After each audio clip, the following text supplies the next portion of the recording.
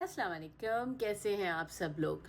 मेरी तबीयत की थोड़ी सी नासाजी थी, इसकी वजह से मैं आप लोगों की खिदमत में आ नहीं सकी और आप लोगों से जो मैं मज़ेदार बातें करती हूँ मैं कर नहीं सकी। लेकिन मैं वापस आ गई हूँ और आज जो मैंने टॉपिक चूज़ किया है बात करने के लिए वो है जनाब, एक ऐसा टॉपिक है जिस पे हम अक्सर डिस्कशन करते हैं लेकिन शायद हम भूल जाते हैं जब हमारे साथ वो सब कुछ बीत रहा होता है। तो जी आज हम बात करेंगे कि हमारे लिए ज़ात, हमारी अपनी ज़ात कितनी अहमियत रखती है। बच्चे माँ बाप को छोड़ के चले जाते हैं। माँ बाप में से अगर कोई एक शख्स दूसरी शादी कर लेता है तो वो अपने बच्चों को निगलेक्ट कर देता है। आपके पेरेंट्स इस दुनिया से चले जाते हैं और आप अकेले हो जाते हैं। मैंने ये तकलीफ़ बहुत ज़्यादा देखी है चूँकि मैं अपनी माँ से बड़ी करीब थी।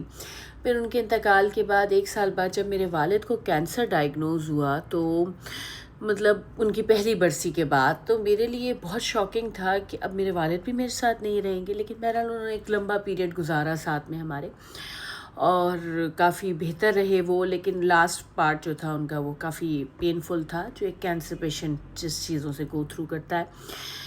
तो उस चीज़ ने मुझे एक चीज़ सिखाई कि मेरे साथ कुछ भी मुस्तकिल नहीं है। जो माँ मुझ पे जान छिड़कती थी वो मुझसे छोड़ के चली गई।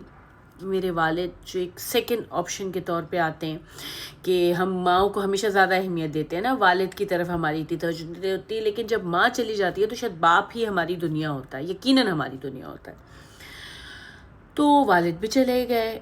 फिर मुझे ऐसा एहसास हुआ कि मतलब मेरे वजूद का क्या मकसद है। मतलब मैं जिसके करीब भी होती हूँ या मैं जिससे भी प्यार करती हूँ, अल्लाह पाक उसको अपनी तरफ बुला लेता है। फिर मैं कहाँ हूँ या मैं किधर एग्जिस्ट करती हूँ। तो तब मुझे जवाब मिला मेरी ही बातों का, मेरे सवालों का। चूँकि मैं बहुत सेल्फ़ एनालिसिस बहुत करती हूँ, मैं बहुत ज़्यादा सोचती हूँ। I am very very much over thinker. इतना भी नहीं होना चाहिए खैर, लेकिन थोड़ा बहुत सोचना चाहिए लाइफ के बारे में। तो फिर मैंने जब सोचा कि मेरी ज़ात कहाँ है इस बीच में, माँ की बीमारी, माँ की डेथ, वालिद की बीमारी, वालिद की डेथ, इन सब में मैं शायद ख़ुद को तलाश नहीं कर सकी। मैं क्या कर सकती हूँ, मैं क्या चाहती हूँ, मेरी क्या एबिलिटीज़ हैं और मैं क्या ऐसा रोल प्ले करूँ कि मेरे जाने के बाद लोग मुझे याद करें और मेरी कोई ऐसी चीज़ या कोई ऐसी याद, ऐसी कोई बात रहनी चाहिए जो पूरी दुनिया पे एक इम्पैक्ट कायम करे। तो सालों लग जाते हैं आपको, शायद सालों से भी ज़्यादा लग जाते हैं इस चीज़ को बिल्ड करने में। सबसे पहले कि आप लोगों में अपना इम्पैक्ट छोड़ जाए, आपकी बातें याद रहें। उस वक्त के बाद से फिर मैंने अपने अमल को चेंज करना शुरू किया। मैंने प्रैक्टिकली उस लाइफ की तरफ में आई जो मेरे लिए ठीक है, जो दूसरों के लिए ग्रेट एग्जाम्पल है।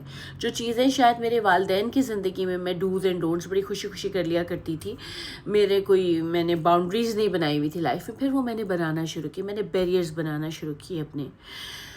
तो उस पूरे प्रोसेस का जो कंक्लूजन मैंने निकाला वो मैंने ये निकाला कि सारे रिश्ते आपको एक वक्त में छोड़ के चले जाते हैं। वो चाहें ना चाहें वो चले जाते हैं आपकी ज़िंदगी से, लेकिन आपकी अपनी ज़ात जब तक आप ज़िंदा हैं वो आपके साथ जुड़ी हुई है।